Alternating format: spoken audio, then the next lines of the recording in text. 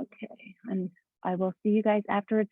Put anything in the chat if you have any questions or problems.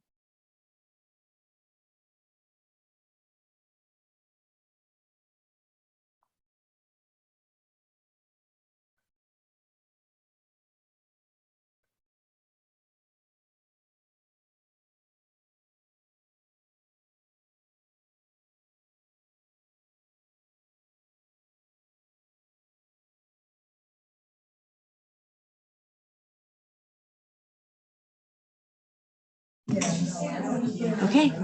All right. Thank you. Ready to start?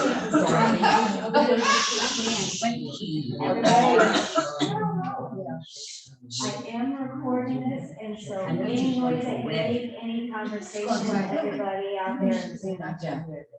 Well, so anyway, without further ado, thank you so much for coming out. Claudia Dunlea is Dr. Claudia. Quiet, please. Feel free to ask questions. Just know that we have an audience out there in Gleneagles that is watching tonight. So, thank you, Dr. Dunlea. On Zoom, we have people watching.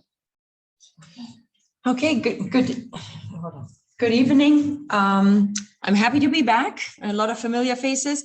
I'm happy to be back with the topic that I'm passionate about. And I'm very excited that we have a few gentlemen in the audience because I have to admit it's a women's topic. You might know a lot about her, and I already heard you talking prior to me starting with my presentation today. One of the first things when you talk about this last queen of France, the most hated queen of France, Marie Antoinette, one of the first thing that comes to your mind is, oops, hold on, here we go. Hold on, Tammy. How do I move forward? Hold on. Yes, that's what I'm trying to say, but I can't move forward.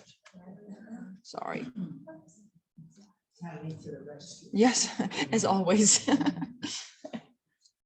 let's just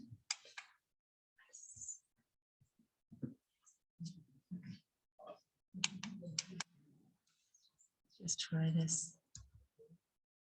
If not, I'll go manually. This one's didn't do it. We just love it.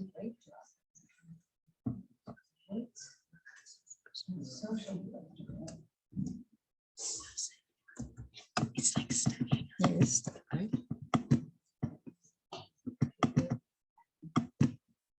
And there it is. How did you do this? So now, okay, okay, perfect. Okay, so here I have it. Okay, my apologies. Anticipation rising. Obviously, this is what we all know about her. Whenever you ask somebody about Marie Antoinette, one of the first things is let them eat cake. Let them eat cake. She supposedly uttered this notorious sentence. We can go into more detail when we do the question and answer session, but she never said it. I need to tell you, it was ascribed to her because it fit into a certain context, but historians have proven she never said it. She pretty much has a bad reputation, and this is why I entitled my presentation Re-Evaluating Her, because I want to put her into her context and bring her to light in a different way, different than what we all remember. Aside from Let Them Eat Cake, she's considered to have been decadent, frivolous, selfish, immoral, leading a lavish lifestyle that wrongfully is said to have contributed to the outbreak of the French Revolution. I'll put that into context as well. She got a very bad reputation, especially here, I have to say, because of the American ambassador to the court of France at that point in time, which was Thomas Jefferson in the run-up to the revolution. Jefferson met Louis XVI and Queen Marie Antoinette, and Jefferson said, I have ever believed that if there had been no queen, there would have been no revolution, which is not true, which is so not true. Yes, she will be the scapegoat for many things that will go wrong in France, that were wrong with this ancien regime, with that culture, but she didn't cause the French Revolution. A lot of the hatred will be directed towards her, but this is not the reason the revolution broke out, as back then American or ambassador to the court of France, Thomas Jefferson, said. So my idea today is not talking about the revolution and all of its steps. We don't have time for that. We barely have time to talk about her life, which is only 38 years. She dies very young. But I want to talk about her as a woman, a wife, a mother, and a widow. and paint, hopefully, by the end of my presentation, a little bit of a different picture of this last queen of France. 38 years, it's a short life, and I want to give you the time frames of where it fell her life into. We have her life beginning on November 2nd, 1755. She was born, so halfway through the 18th century. Born in Austria, I'll come to her youth just a little bit. She spent 14 years in Austria to then be sent off to France. She will spend the majority of her life, the next 23 years in France, in different roles, first as Madame la Dauphine, later on as Queen of France. And for our purpose, for the purpose of my presentation, the last 4 years of her life, which are the first 4 years of the French Revolution, a decade-long revolution, are the most interesting ones that lead to her re-evaluation.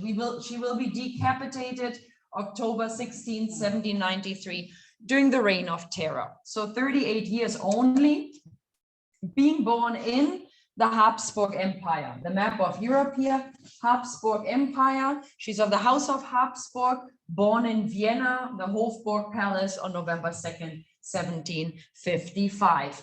A little bit about her family life, which is important. Yeah, you're right. I didn't even think about this. Today is her birthday. You're right. November 2nd. She was born into the illustrious House of Habsburg, Holy Roman Empress for centuries, and her mother is the only female Holy Roman Empress of the House of Habsburg, Maria Theresa of Austria, a powerhouse of a mother. Not only diplomatically and politically was she an outstanding female ruler of her time, but what makes her even more outstanding, again, from a women's perspective, in the 18th century, she gave birth, Maria Theresa, to 16 children, survived that, and out of her 16 children, 11 daughters and 5 sons came out of a very happy marriage that she led with her husband. So she's interesting from that perspective too. And Maria Theresa, the mother of Marie Antoinette, got a nickname, and that nickname was grandmother or mother-in-law of Europe, because what do you do with 11 daughters? 5 sons, that secures the line of the House of Habsburg. No worries there. 11 daughters, it's marriage alliances. And that is the way you guide politics. Either you go to war or you strike alliances through marriages. And the mother-in-law of Europe with 11 daughters could marry archduchesses off to pretty much any kingdom in Europe. Most of her sisters will not get the big prize that Marie Antoinette in the end gets, because obviously becoming the future Queen of France is one of the biggest prizes. But how does it come to that? And that brings us to politics of the 18th century. The Habsburgs, Holy Roman Empress Maria Theresa, a powerful player on the continent. The other, I'm saying continent on a purpose, excluding England, the other powerful player in this time on the continent was France and the House of Bourbon. And there was the so-called diplomatic revolution of the 18th century, which was a reversal of alliances. For the last couple of 100 years, France and Austria, the Bourbons and the Habsburgs, have fought against one another on the continent. And it was in the context of the 7 Years' War, here better known as the French-Indian War, that for the first time, France and Austria were fighting side by side, mainly against England and Prussia. The outcome of that war is that current king in France, Louis XV, asked Maria Theresa of Austria for any of her daughters in marriage so that they can cement this newfound friendship, this political alliance, through a marriage, which he did. The problem was that, no, let's not do this. The problem was that Maria Theresa had only one daughter left at her disposal. Everybody else was already married off, and it ended up being Marie Antoinette, which is important to judge her later. Yes, to judge her later. She was never educated in the anticipation of becoming or marrying into one of the most powerful families in Europe. Her education was pretty much neglected. And in the end, when it ended up being her, she had a crash course in history, a crash course in French. She was ill prepared for that big role. However, it is a big price she gets, as her mother said. If one is to consider only the greatness of your position, you are the happiest of all your sisters and all the princesses. So the Rose of the Danube, Marie Antoinette, is married to the house of Bourbon, the Lille of the Seine. She says goodbye. She's barely 15 of age, 14 more. She says goodbye to her mother, to never see her again and never return back to Austria. It's a goodbye for good. The marriage will be celebrated as soon as she arrives on French soil. She voyaged throughout the Holy Roman Empire, took a couple of weeks, left Austria, and in April 1770, arrives in France May of the same year. The wedding then takes place May 16th of 1770. Bride and groom are 14 and 15 years old, but not uncommon. It's almost middle age in terms of marriages. They were married off much younger, but it's important for how it plays out later. I want to show you a couple of pictures and put them into context before I continue using them. And those are these two pictures, obviously no paintings, but taken from a movie to complete my story. I go forward and then I go backwards. The pictures I'm taking to supplement to my story on Marie Antoinette are taken from this movie, which is based on a really great biography, if you happen to want to read more on her. Antonia Fraser, who usually wrote on English kings and queens, wrote on Marie Antoinette. And this biography provided for Sofia Coppola's movie, the background. So it's a very historically accurate movie, although it comes across very pink and modern. Let me go back here. Those are the pictures I'm using now. She arrives in France. The marriage takes place. Louis's grandfather, Louis XV, is still in power. So the title that she acquires upon marrying now future Louis XVI is Madame la Dauphine. So that life for her begins up until Louis XV will die 4 years later and she becomes queen. This is the issue, and this is the beginning of ruining her reputation. Because in France, the role of the royal female is very low. The only thing she has to do is provide an heir, nothing else. There's no political power for her. So the most important thing is to consummate this marriage as soon as she arrives on the wedding night. Consummating the marriage also makes the marriage contract valid. As long as it's not consummated, the contract can be dissolved. And here the problem begins for her. Let me bypass now this picture here. Here the problem begins for her because on the wedding night, nothing happened. And please don't forget, it's the court of France. We all know Louis XIV, the Sun King, the mistresses, this lifestyle lived out in the open. Everybody knows, everybody looks, there are no private affairs here. And in this case, it's a matter of political or dynastical importance. So on the marriage night, nothing happens. He doesn't touch her and he doesn't do it for the next 7 years, which, well, I'll come to what the problem is, but this ruins her reputation. Because people start asking, what's wrong with her? Why can't she produce an heir? And this is really the beginning of the troubles for her. So nothing in the marriage bed on the wedding night and the nights and years that follow. As I said, the only thing she has to do there, she's not even queen yet, she's Madame la Dauphine, queen in waiting, is to produce this heir. So she could have acted differently, but she's a teenager. She's a teenager. So what does she do when her husband doesn't pay her any attention, when she's not pregnant? Let's not forget, she's in Versailles, the most beautiful court that Europe has. The monarchy is still spending a lot. So as an unhappy wife now, she indulges in everything that Versailles has to offer and that Paris has to offer for that matter. So she pretty much, phrasing it a little bit in modern terms, has an open credit card and can become a big spender and entertain herself. And this is what she's doing now, also because her husband and her, that being an arranged marriage, they have nothing in common. I mean, they've seen each other for the first time on the wedding day. There were only pictures exchanged. Louis, soon to be Louis XVI, was an early morning riser. He loved to go hunting. She loves to go out to the opera, to theater plays. She's a night owl. They lived separate lives, especially since the marriage was not consummated. So this is really the beginning. She arrives as a teenager, the marriage problems from 1770 onwards, the beginning of ruining her reputation.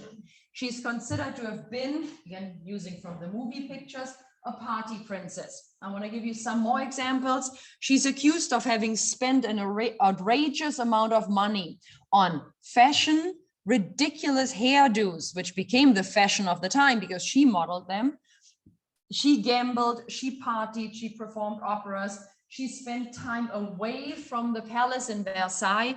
I'll put pictures to it in a second, at the Petit Trianon and the Hameau. So she entertains herself. Those are some of the pictures of these hairdos that took hours under construction. They were towering several feet tall. They had ornaments and fruits in them. And to people outside Versailles, they seemed like an obscenity, like everything that was wrong with this court culture. But she was the fashion setter of that time.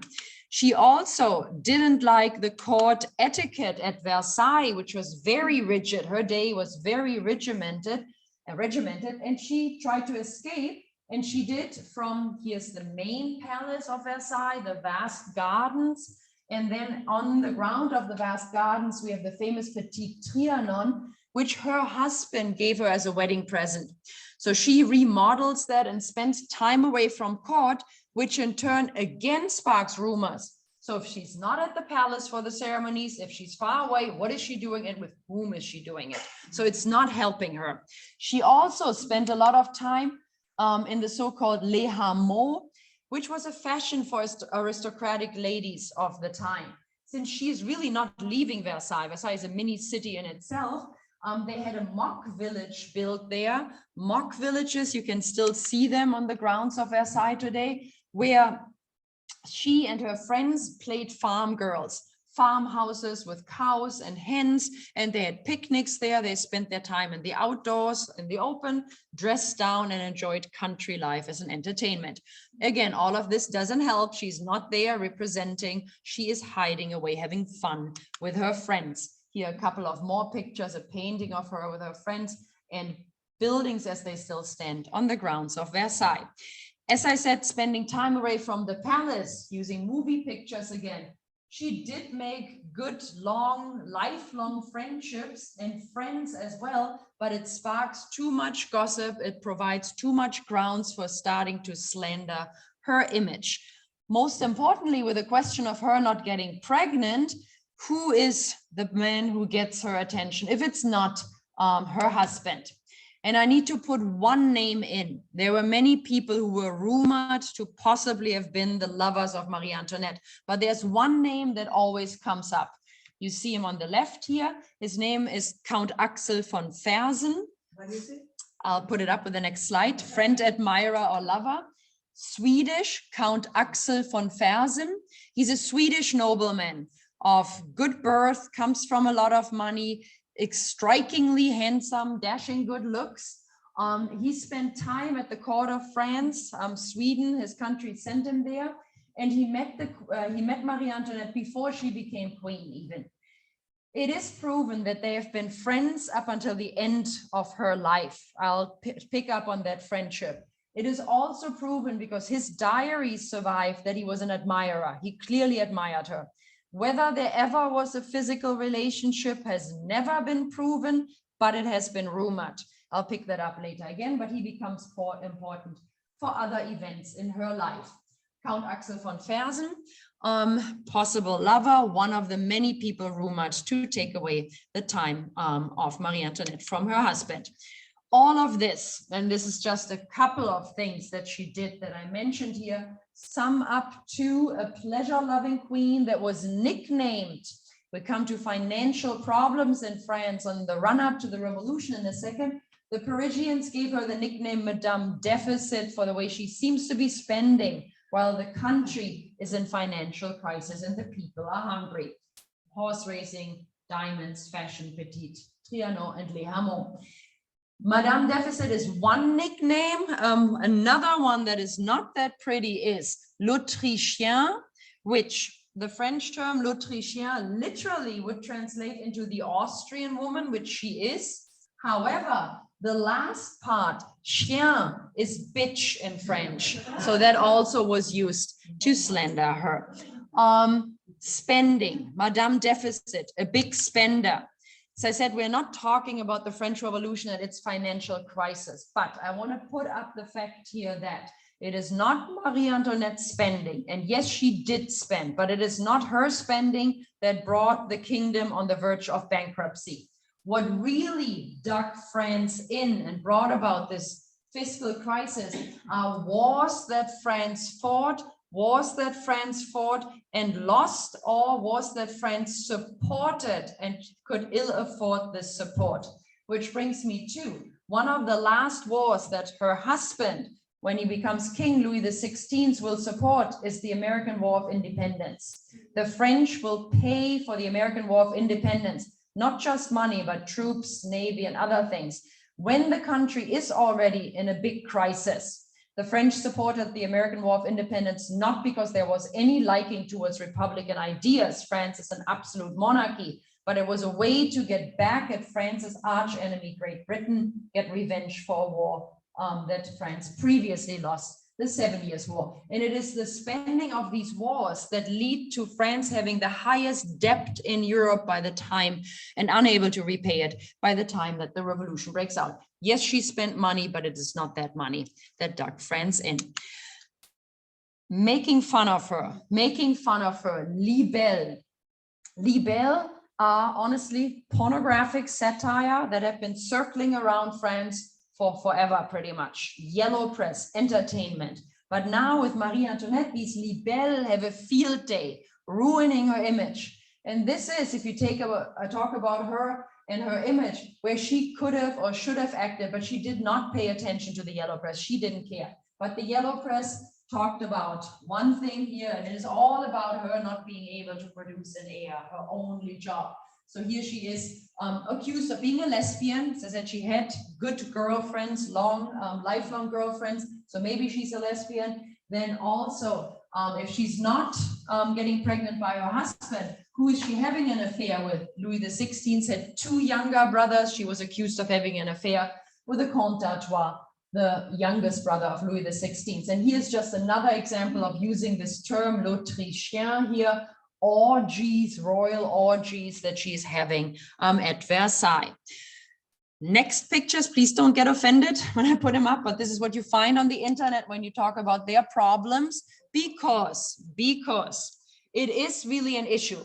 At this point in time, her mother, Maria Theresa of Austria, who obviously has an Austrian ambassador at the court of France, is asking what's going on. I need this contract to be valid. I need this marriage to be consummated. She needs to give birth to an heir. Then this gossip will finally end. What's the problem, as you ask? Who is at fault for it? So those are the cartoons here, that it is Louis' fault, that he doesn't know what to do. Or again, as I said, she has many lovers, which makes it very interesting, or even more so a pressing matter for her when it comes to Louis' grandfather, current King Louis XV, dies of smallpox, agonizing death, which makes her husband Louis in 1774 the new king of France. So now we talk about Louis XVI and Queen Marie Antoinette.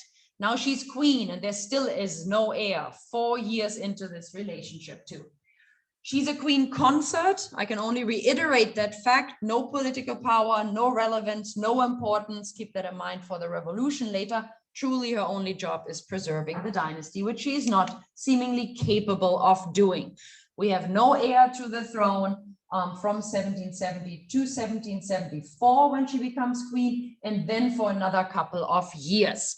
How is the situation finally resolved and whose fault was it? So there are different versions, depends on which historian you read or believe. Version number 1 is her mother, Maria Theresa of Austria, who feels a need to save this royal marriage, her political alliance. Her mother, Maria Theresa of Austria, sends one of Marie Antoinette's brothers to France to save this marriage. To France. To France. Spain is Joseph, is Napoleon. Joseph of the House of Habsburg, brother of Marie Antoinette, travels to France to literally talk to his sister, so what's going on, and talk to his brother-in-law, King Louis XVI. If you believe this version of how the royal marriage is saved, It is Joseph who writes back to Empress Maria Theresa. Those two are just complete sexual blunderers. They have no idea what to do. They need a crash course in sexual education, problem solved. This is what he does and gives them that. That prep talk. The other version is this one here, that Louis XVI had a case of phimosis, a problem that made arousal very painful, and that he was scared to have an operation because anesthesia in its infancy stages, obviously a tricky area too. He was scared to have this operation. Some historians say he later had it and then eventually they got pregnant. So it depends which story you believe. I cling to believe a little bit more to the visit here, because if you look to the date, April 1777, visit of the brother, prep talk, and it is the year after then that she is finally pregnant for the first time in 1778. She will finally become a mother. Too late to save her reputation. 8 years that have ruined it pretty much. But she gets pregnant, and King Louis XVI, Queen Marie Antoinette have their first child. She gives birth to a daughter. Her mother, Maria Theresa, had passed away at this point already, unfortunately, not to see this. She names her firstborn child, her daughter, in honor of her mother, Maria Theresa. So giving birth in 1778, just a girl. The country is disappointed. Her husband, as we know, was actually delighted to have a daughter, and so was she. Motherhood finally begins. It continues for them. After the marriage was consummated for the first time, she gets pregnant again and gives birth for the second time 3 years later in 1781. And here we are finally. It took her 11.5 years to finally produce an heir who's half Habsburg, half Bourbon, and officially secure the dynasty. A new Dauphin is produced. So now she has 2 children. Monsieur le Dauphin is the title that her firstborn son obtains, and Madame Royale, the title for her daughter.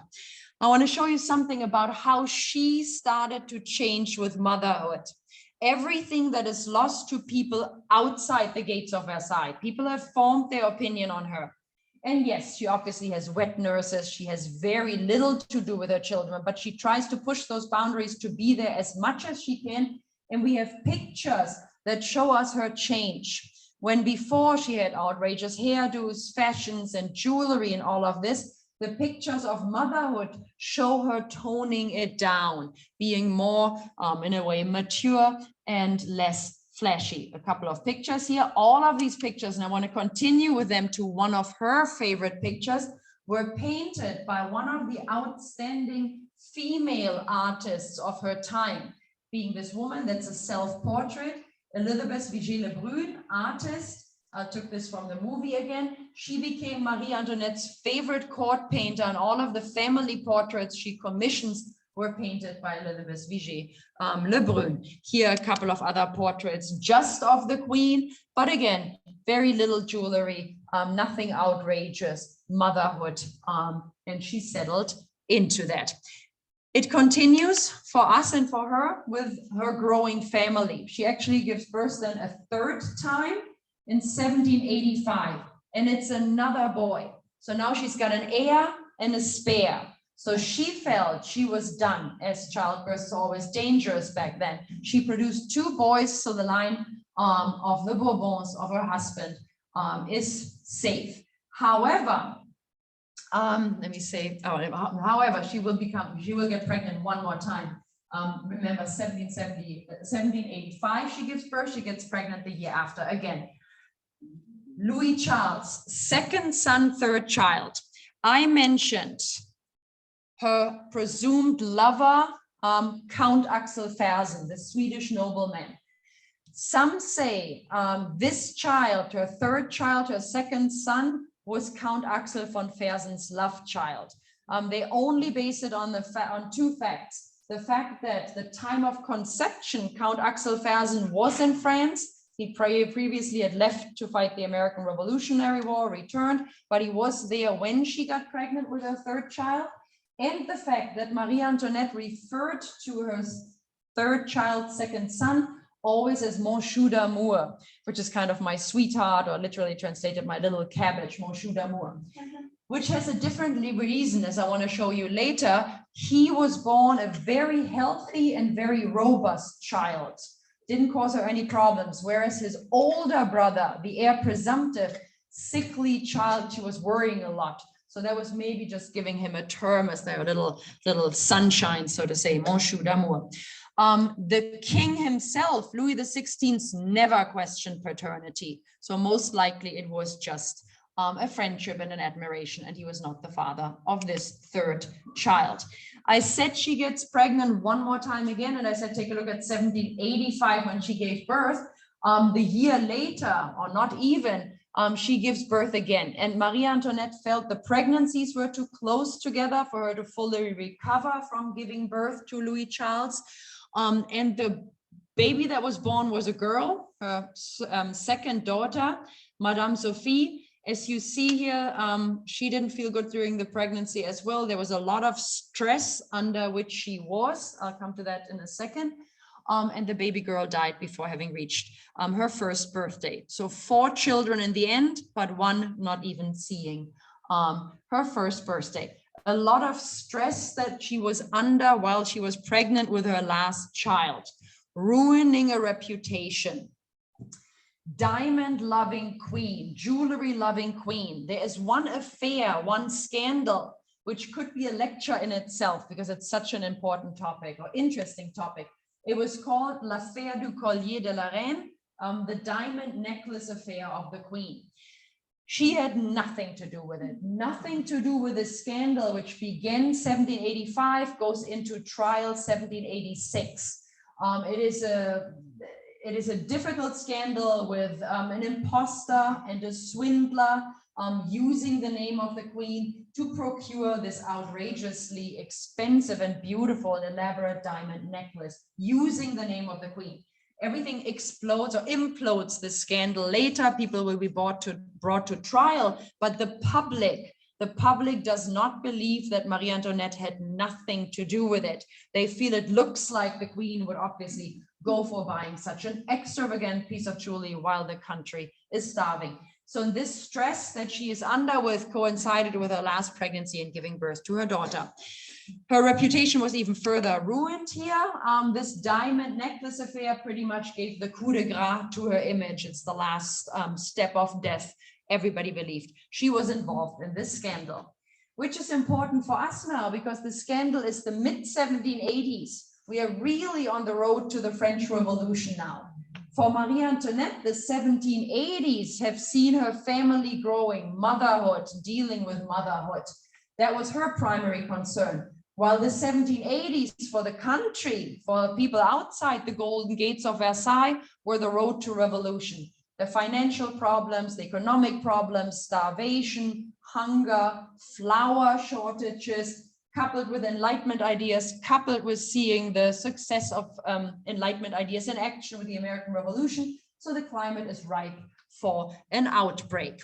I wanted to go back to one picture and Elizabeth Vigée-Lebrun, who was commissioned by the Queen to paint this picture. Marie Antoinette thought that would be her happiest picture, her as a mother with her 4 children. It was commissioned after the diamond necklace affair. Unfortunately, it took so long to complete it that by the time the picture was completed, baby Sophie had passed. So she's not in the crib, and over the crib, they just draped the black cloth there. But purposely commissioning this picture also to show that she's wearing no diamonds, make her statement, that is her publicity statement towards the diamond necklace affair. People are suffering, people are starving, people are lacking flour. Flour, the essence of the French diet, baguette, and everything else that goes with it. And this is now flour shortages, people starving in the run-up to the official outbreak of the French Revolution. This is the moment where the sentence, "let them eat cake," could have been uttered. There were several flour shortages during the reign of Louis XVI, but one in the mid-1780s. So did she say this sentence, "let them eat cake"? The full sentence officially goes, If they have no bread, then let them eat cake, which obviously is doubly stupid, I have to say, both flour-based, so it doesn't make any sense. But there were flour wars, flour shortages. So that is the context where a sentence, a statement like this could have fit in. But we do know, and I can tell you later, it takes up too much time, or we can do it in question and answer. We know now, historians have proven she didn't say it, but it fits that image of this uncaring queen who has no idea what's going on beyond the gates of Versailles. What is going on inside the gates of Versailles is, as we're getting even closer to the outbreak of the revolution, that she will lose a second child. 4 children she gave birth to. Baby Sophie, she loses before that baby girl can turn 1. This is a problem for her. Her second child, her first son, the heir presumptive, had been sick for years already, hence being so happy about the health of her other boy, Monsieur d'Amour. He had been sick with tuberculosis of the spine, which ran in the house of Habsburg. So this little boy's health over years has been declining, too frail to even walk or be shown in public, because they didn't want to show this image of this is the next generation of the monarchy, this weak little boy. And he dies about 6 weeks before the French Revolution will break out. Marie Antoinette, on June 4th, 1789, when he dies, is at his bedside, had been sitting there for weeks watching her little boy die, and then wrote to her siblings back in Austria, "No one understands my ills, nor the terror that fills my breast, who does not have the heart of a mother." So she loses her firstborn son, which, as I said, the heir and spare thing now comes in handy, because now Louis Charles, Monsieur d'Amour, this healthy little third child, second son, is the new Monsieur le Dauphin, the hope for the monarchy. So before the revolution even breaks out, she already lost 2 of her 4 children. 2 of her 4 children. We are heading into what are the last 4 years of her life and the first 4 years of the French Revolution. The revolution breaks out, storming of the Bastille.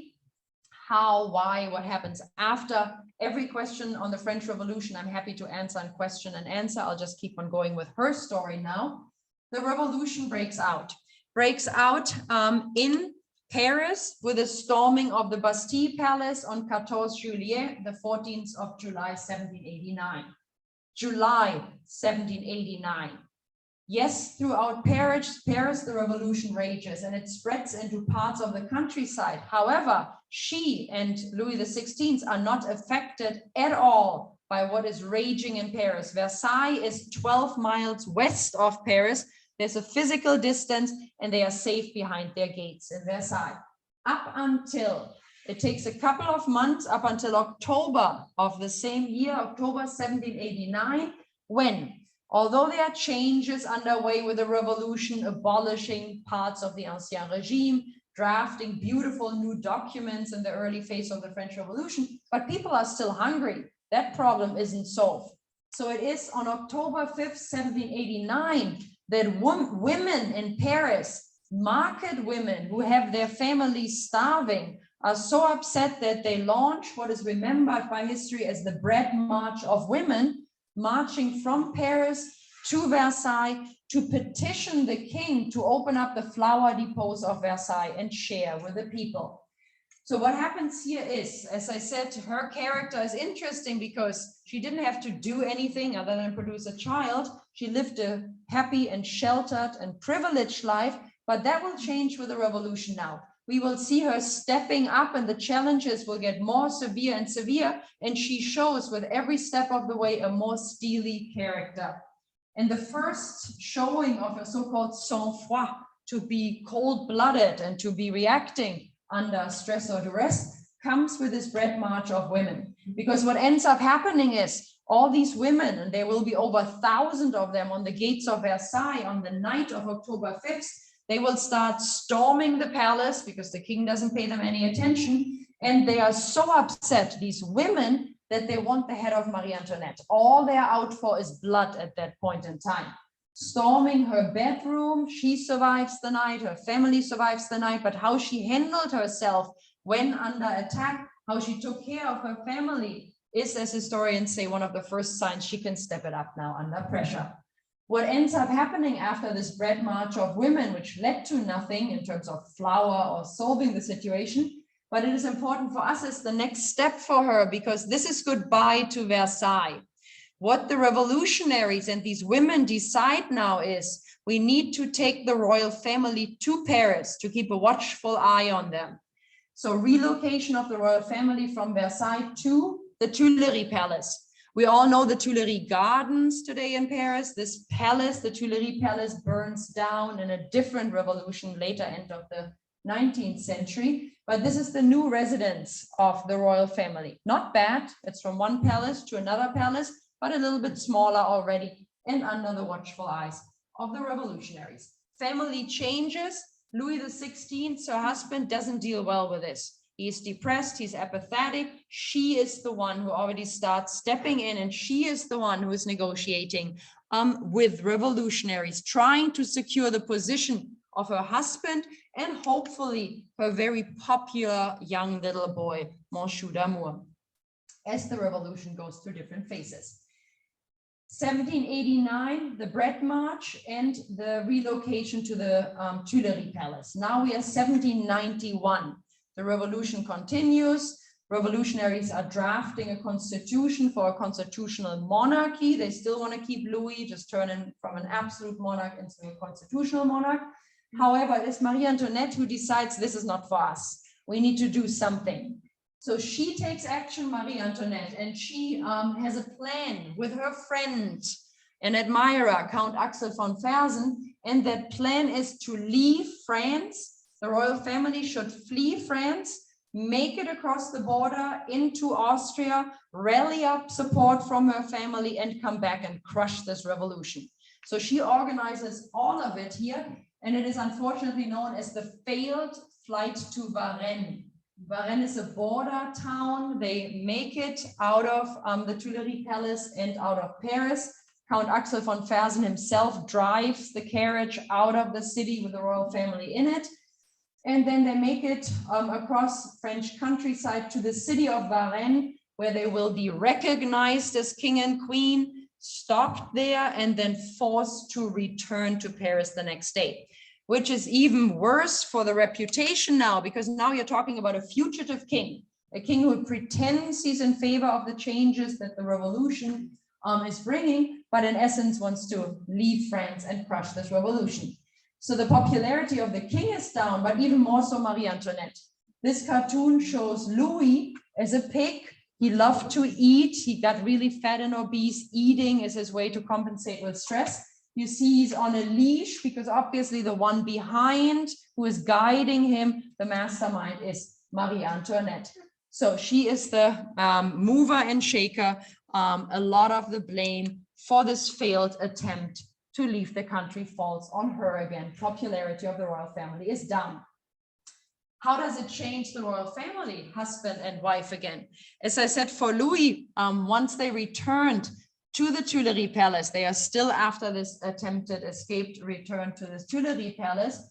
Louis, for 10 days, doesn't speak even with his children or wife. He doesn't say a word for 10 days, starts drinking more and more, becomes more and more apathetic. Whereas she writes to her family in Austria, I hardly recognize myself. It is a misfortune that you realize your true nature.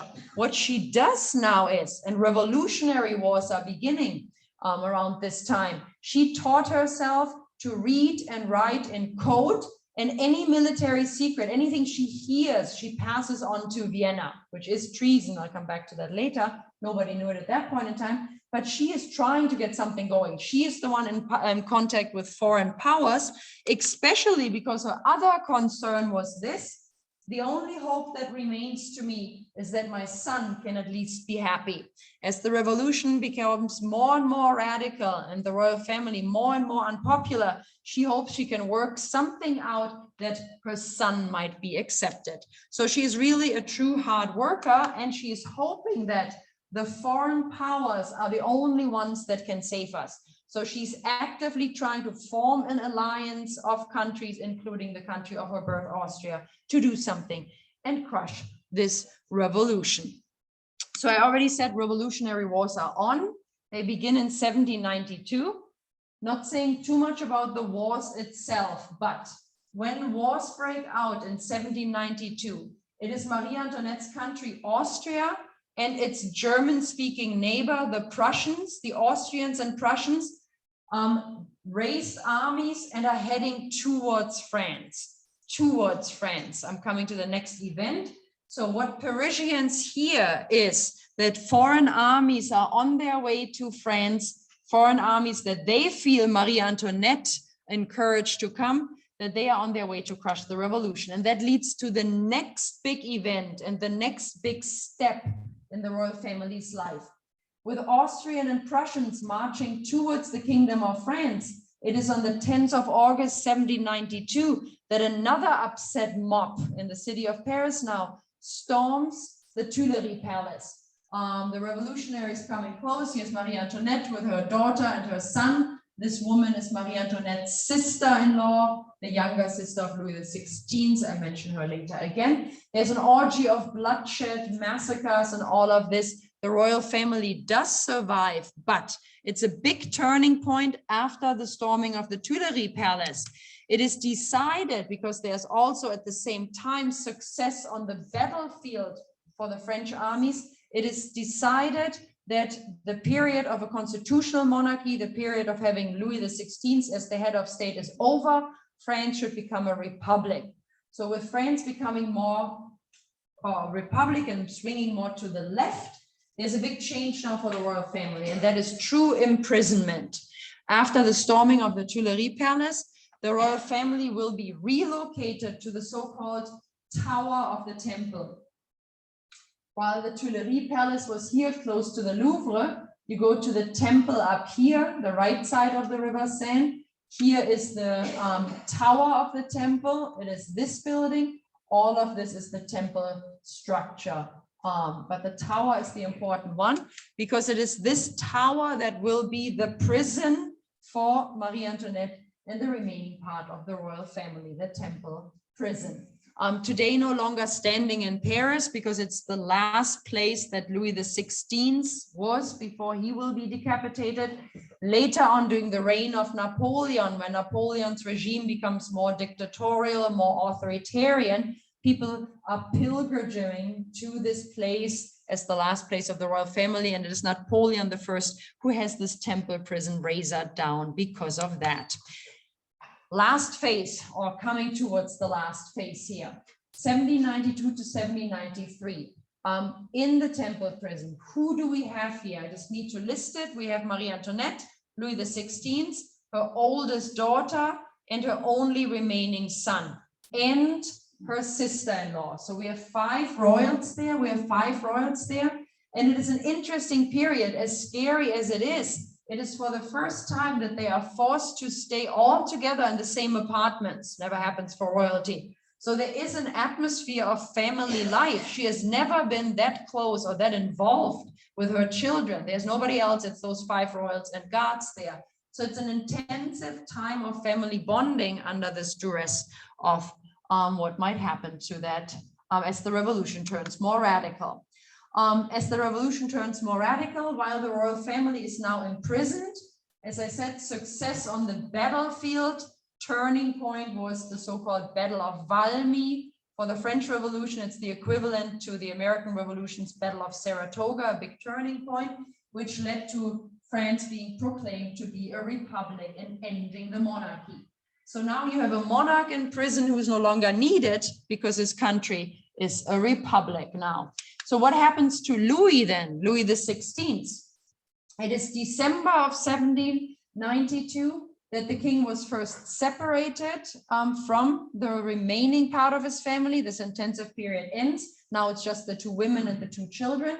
Louis will be imprisoned in a different part of the temple, not allowed to have any contact with his wife or children, not even when his daughter turned 14. And then it is by December of that year that now there is a revolutionary tribunal.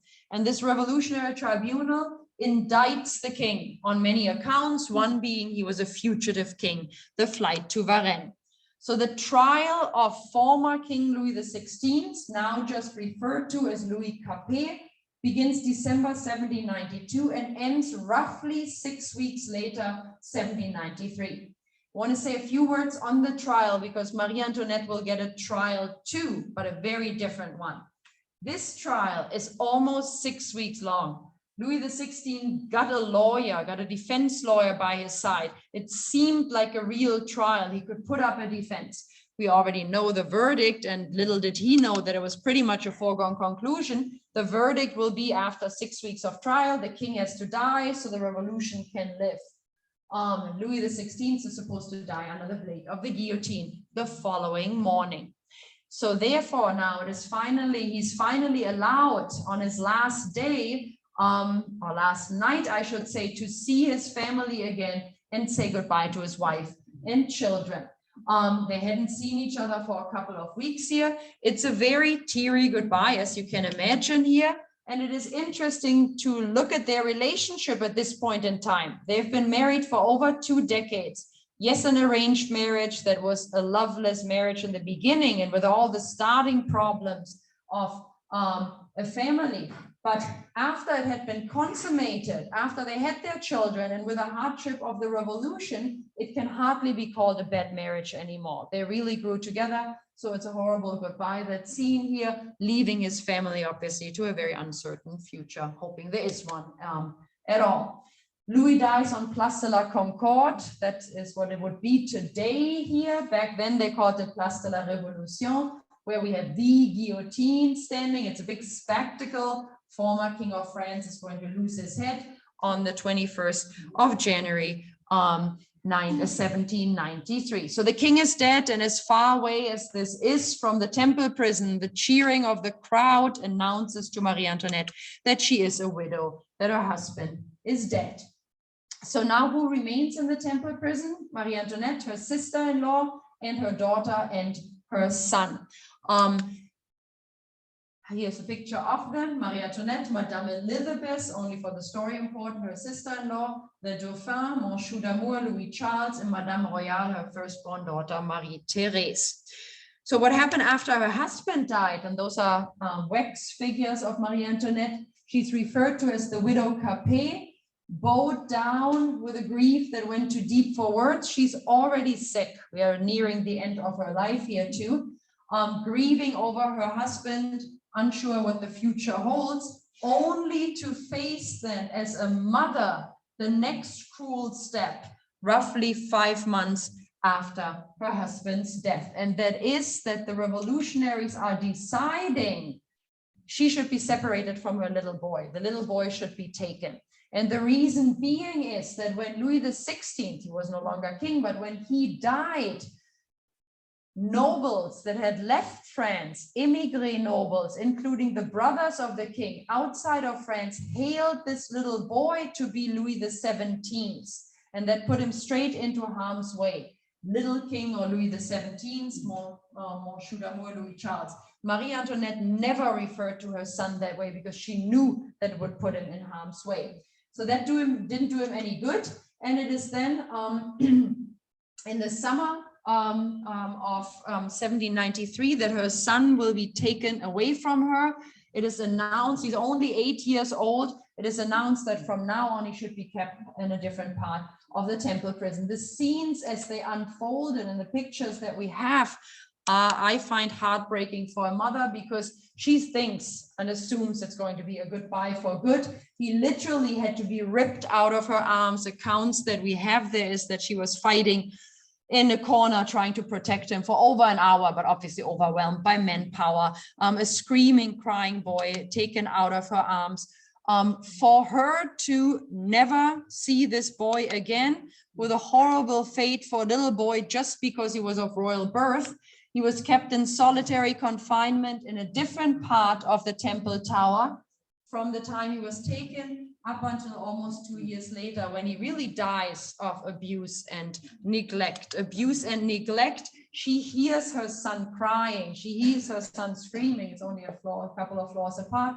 He's also beaten. He is mocked. He's given alcohol to make statements. I'll pick this up in a little while, giving alcohol too, and then really dies, as I said, of complete neglect, never to see any of his family members again. So this one hit her really hard. She's already sick, losing her husband, losing her child to that treatment too. 38 years old, frail, sick, and heartbroken.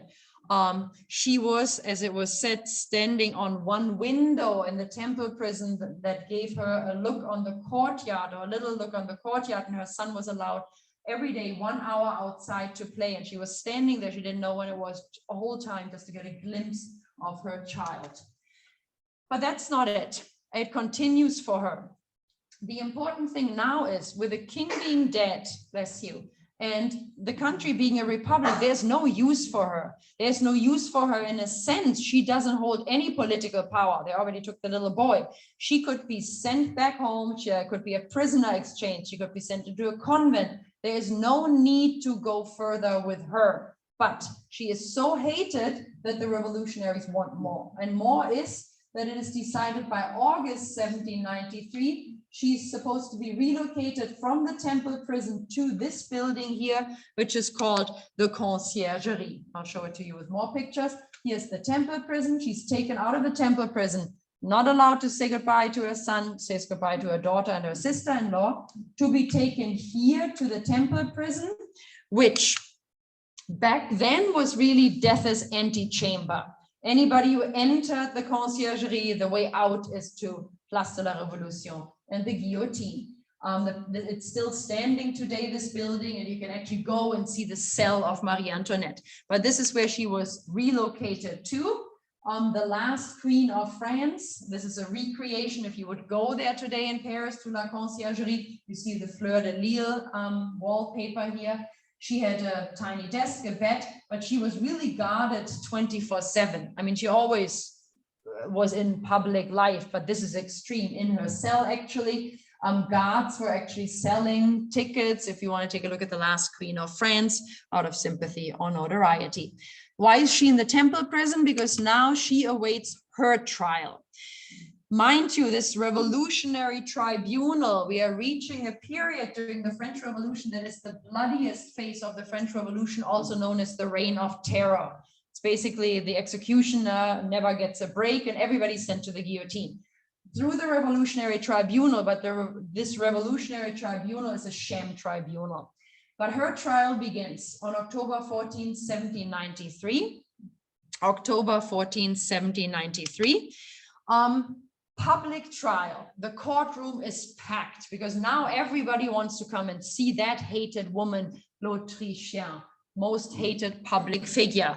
And everybody is expecting to see something like this, the glamorous big spender where they can really unleash their hatred on.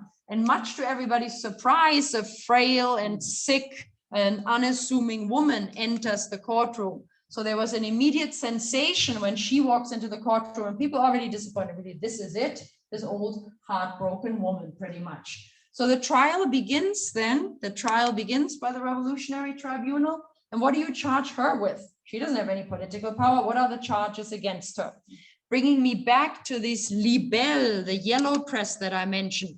It's pretty much literally whatever the yellow press wrote is laid against her. She was orchestrating orgies at Versailles. She sent so much money to Austria. She declared her son to be Louis XVII. She orchestrated a massacre of the Swiss Guards that was in the context of storming the Tuileries Palace. So everything is thrown at her. Doesn't make any sense at all. How long is this trial lasting? I said, I mentioned her husband had 6 weeks of a trial. This is ridiculous. Her trial begins October 14th, where she sits in the courtroom for 15 hours straight, and then the next day, 16 hours straight. And at the end of this day, the verdict will be given to her. The verdict will be given to her, but this is kind of the last part, including her death, that will follow, that led to the perception, by historians at least, of her looking at her differently. She has never been very smart or educated or engaged into anything. She grew and stepped into a role of mother and widow and stepped it up and self-educated herself in certain regards. Here we see a calm intelligence and fierce will, and we know this from the court records that survived. The records of this tribunal survived, and I come to one specific incident in a second. It's pretty much a show trial. They want to get a reaction out of her. They get nothing. She sits there stony face and very calmly and intelligently answers or rebukes all these things or charges laid against her. So as there's really nothing to see, she doesn't look good appearance-wise, and she doesn't give them much. There's a last charge laid against her. The most disgusting charge just to rattle her. The most disgusting charge just to rattle her. Incest with her son. Exactly, incest with her son. And I mentioned briefly the little boy now in solitary confinement, giving him alcohol, how they produced a statement where her son wrote at the age 8.5, Louis Charles, on a document where he probably had no idea what he was putting his signature under, but saying, here your son said, this is what happened in the temple prison. Right. What is interesting now is how she reacted to it. She does say nothing, because I mean, what is there to say? And then one of the jurors stands up and says, why are you not reacting to these charges? And what she says is from the court records, but obviously translated. She said, if I have not replied, it is because nature itself refuses to respond to such a charge laid against the mother. I appeal to all mothers who may be present. And the court records show that the sympathy now was on her side. The women who were there initially, to see the most hated queen of France, now are like, this is enough. We're going too far with these accusations. And she felt in that moment, well, maybe I will be sent in a prisoner exchange to Austria. Maybe I'll get out of it. But for public sympathy at that moment, she might have gotten out of it. But the Revolutionary Tribunal and some of the revolutionaries personally, they wanted Marie Antoinette's head even before the trial began. So the verdict was a foregone conclusion when it is given to her at 4 a.m. on October 16th, telling her by noon the next day, you are sent to the guillotine. Which again, this is the revolution spiraling out of control, the reign of terror, this bloodbath, because this was not supposed to happen. She has no value politically to the revolutionaries. And queens usually banished, imprisoned in a convent, but not decapitated. You might say, yes, Mary, Queen of Scots, but she was a queen in her own right too. Here in France, the royal female has no political value, but it is, as I said, because she's so much hated and people want her blood. What she said to that when the verdict was announced is, I was a queen and you took away my crown, a wife and you killed my husband and mother and you deprived me of my children. My blood alone remains. Take it, but do not make me suffer too long. And she leaves the courtroom and is brought back in the early morning hours of October 16th to the Conciergerie prison. What does she do with her remaining hours? Obviously, she mentally prepares her for the ordeal that awaits her. Her hair is cut, excuse me, to lay her neck bare for the blade of the guillotine. But most importantly, she does one thing. She writes a letter. She writes a last letter dated October 16th, 4:30 in the morning, as soon as she returned to the Conciergerie prison. The letter is in the French archives today. That's why we have it and know about it. The letter was intended to reach in the Temple prison her sister-in-law, Madame Elizabeth. It will never reach her sister-in-law in the Temple prison, will be intercepted by Maximilien Robespierre, and ultimately for us, luckily survives the French Revolution and is in archives today. So in this letter to her sister-in-law preparing for her death, she gives her sister-in-law instructions on how she wants her children to be raised. And it's an interesting letter because she says, I die with a calm heart, pretty much. I'm looking forward to see my husband again. Please raise my children this way. Tell them not to hate the people who did this to us. She goes on for 4 pages. I'll come to this in a second, talking about friendships too, how blessed she was with good friendship and with her sister-in-law. She does address with her sister-in-law the incest charges as well, because the statement that her little son signed said it was his mother and his aunt who sexually abused him. So later on, Madame Elizabeth will be put in the front of the tribunal and will be sent to the guillotine for that too. She addresses this with her sister-in-law, says, "Forgive him, sister. He's a young boy. He doesn't know what he was signing." So her last letter, as we have it here, hours before she is sent to the guillotine, which is so sad because those are the 4 pages. She starts out friendship, husband, but when she talks about her children, the tears were rolling down, and those are the spots on the document here that will never reach her sister-in-law. So after she did this, she prepares for the last voyage, which is to the scaffolding, and to show the people something. That was supposed to be a planned humiliation. Wax figure again, so her hair is now short. She was expecting the treatment her husband received. When her husband was taken from the Temple prison to Place de la Révolution, he was in an enclosed carriage, like a real carriage with a priest by his side.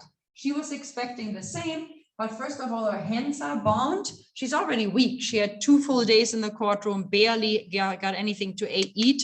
And now with her hands bound, when she moves, when she leaves the Temple prison, the conciergerie, and gets out here, she thinks there's a carriage that waits for her, but it's one of these open carts, which is used to pretty much parade her down the streets of Paris, to give the people something to see, because we all know death is quick with the blade going down.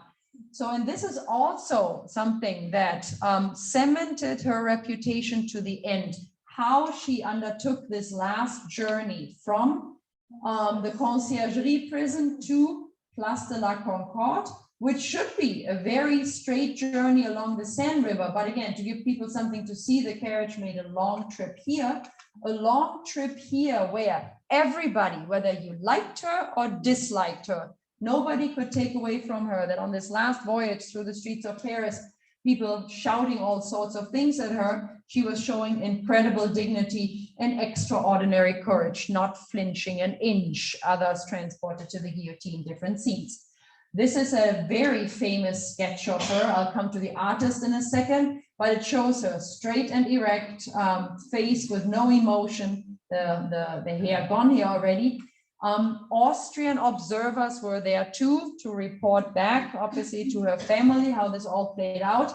And it is said that the only time she faltered and showed some emotion is when this carriage bypassed the Tuileries Palace, which people thought maybe because of reminded her of happier times, everybody's still together in the Tuileries Palace. The man who painted this sketch is Jacques-Louis David, who observed her execution.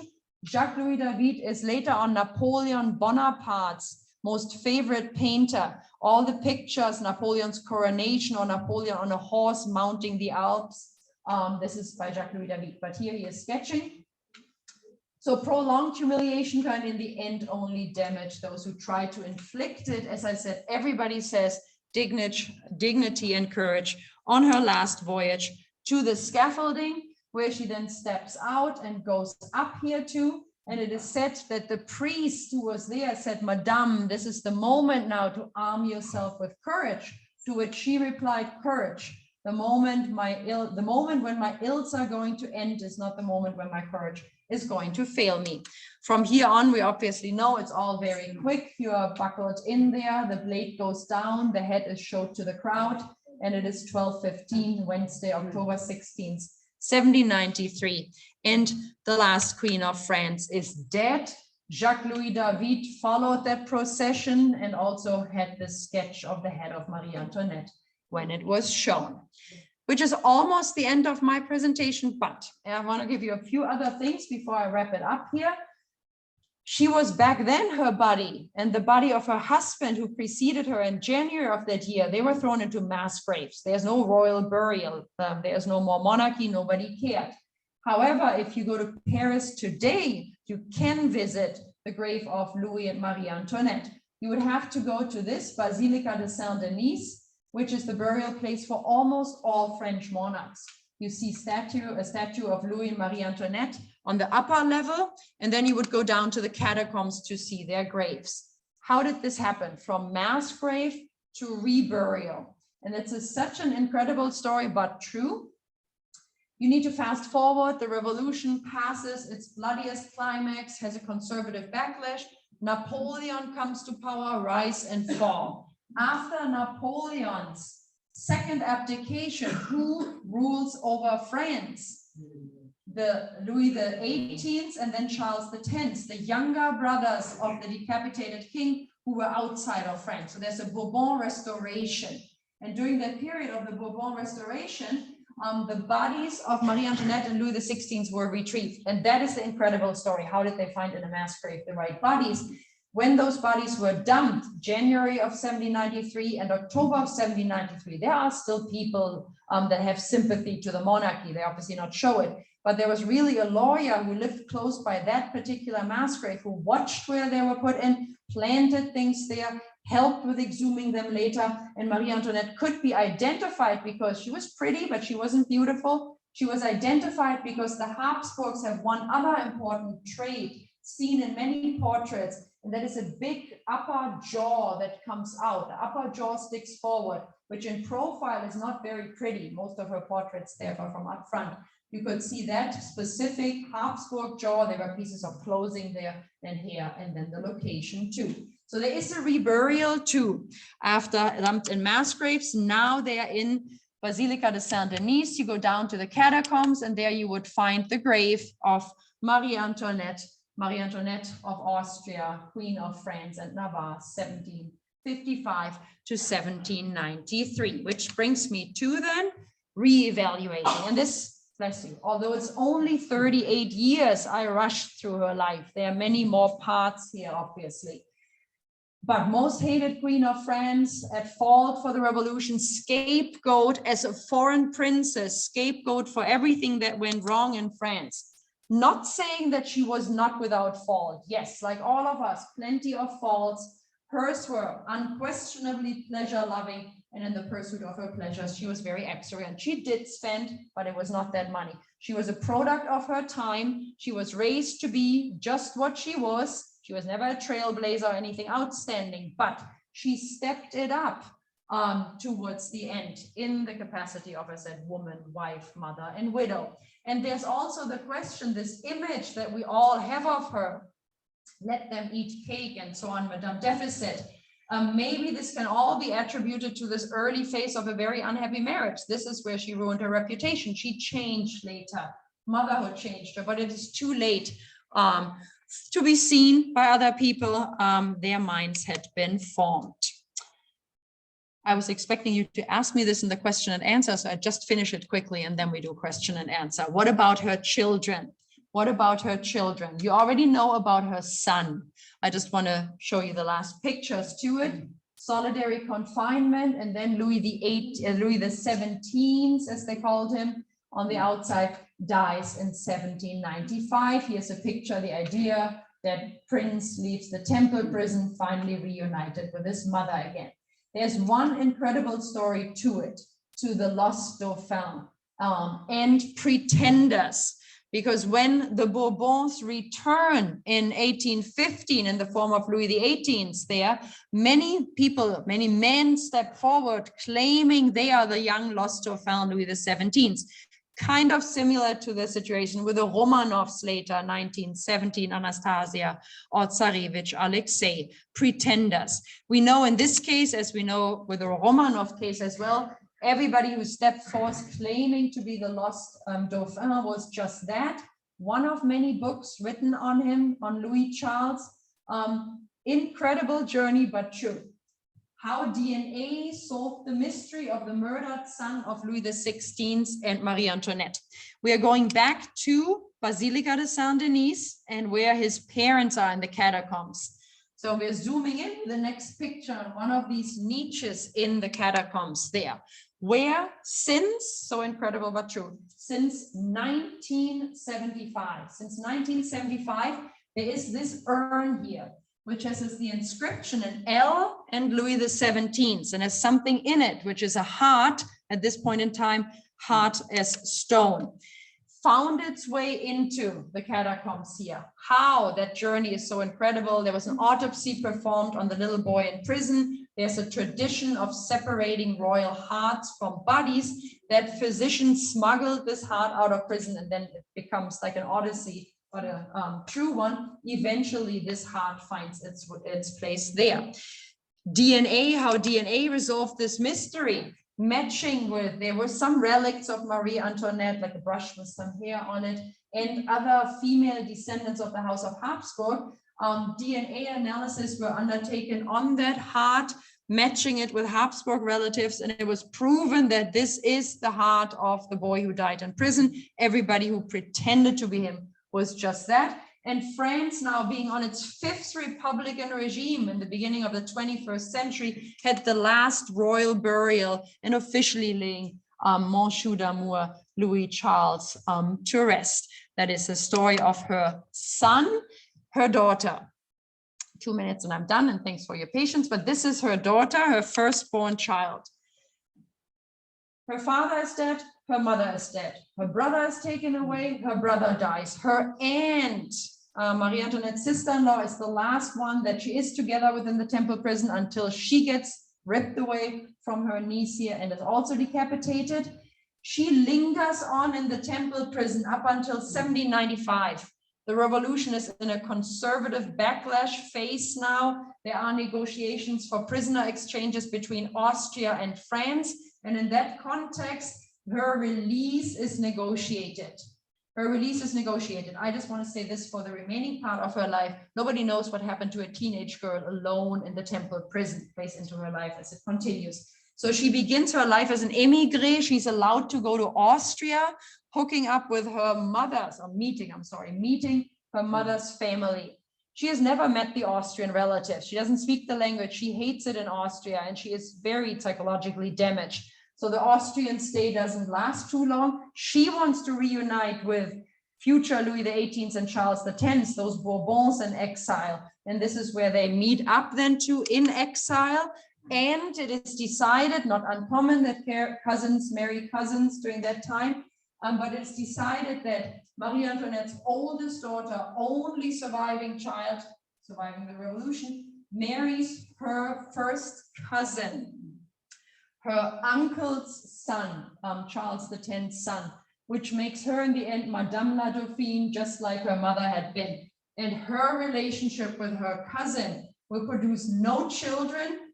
Possibly this marriage has never been consummated, going back to what might have happened in the Temple prison. And with her, when she dies, 1851, at the age of 72, Marie Antoinette's bloodline dies. All of her children are dead, no grandchildren. That is the end of re-evaluating the most hated queen of France. And thanks for being here for so long and listening.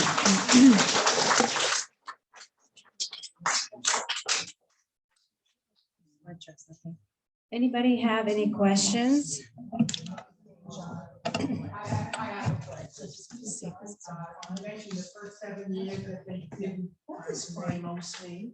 That was one part. The other part was mimosas. Never explain what mimosas is. I didn't because, I didn't want to, this is embarrassing. So apparently, and I'm just quoting what it is, it's a Titan foreskin which made arousal so painful that he was never interested in sex. So pretty much a circumcision of a kind that he underwent. If you buy this one story, that deformity that he had that made arousal painful and therefore he wasn't interested in sex is the one version.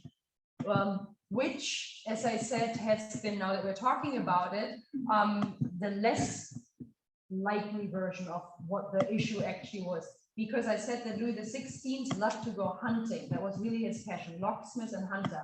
He went hunting every morning and he kept a meticulous hunting diary. The assumption is, if you have an operation, at least for a little while, you would be riding on horseback. So this hunting diary, also a hunting log, survived the revolution. So going back to when Marie-Therese was born, rough time of conception there, looking if there are periods where the king was on horseback riding, there was nothing. So matching that, the version of they really didn't know what to do, lack of sexual education, and the brother just told them this is how you do it, seems to be more credible. Which is also, I wanted to say something about Louis and his hunting log.